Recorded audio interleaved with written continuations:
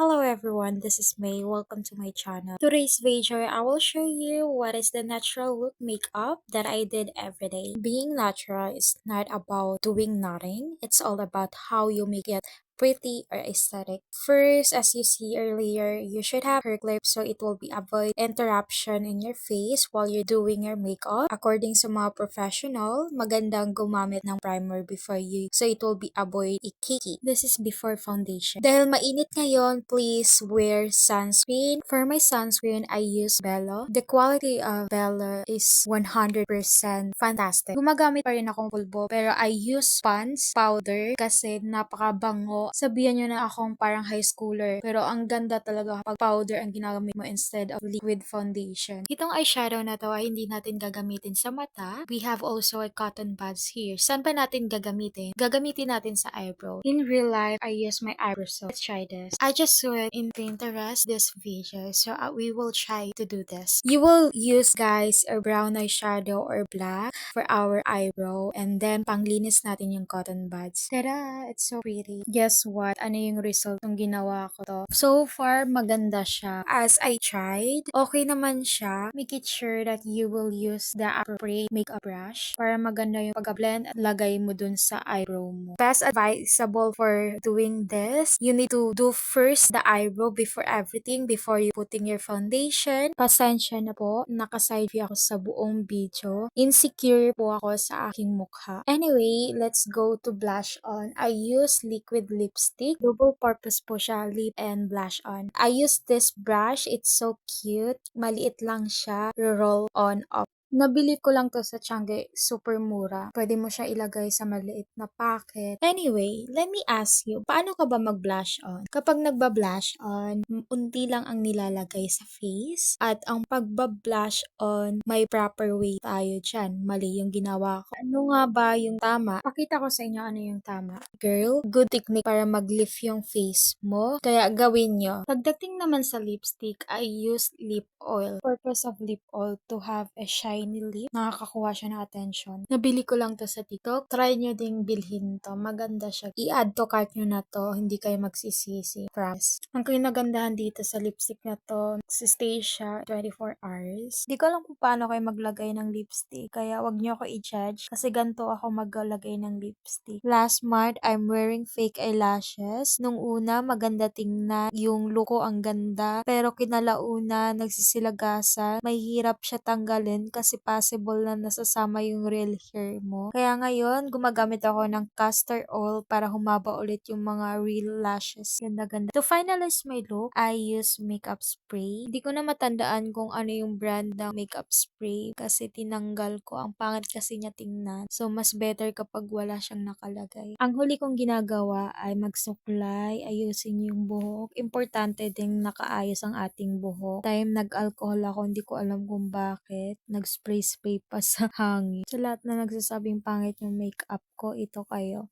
Packs. Pagkatapos natin mag-ayos, kailangan natin iligpit ang ating mga gamit. Kailangan natin i-check kung may di ba nalagay. If you want have feedback and my look, this video, comment below. Give me a rate out of 10. Special mention kay Didit. Sabi niya, mag-get ready with me. So, ito na yon. Ready na ba kayo makita yung whole look ko after this?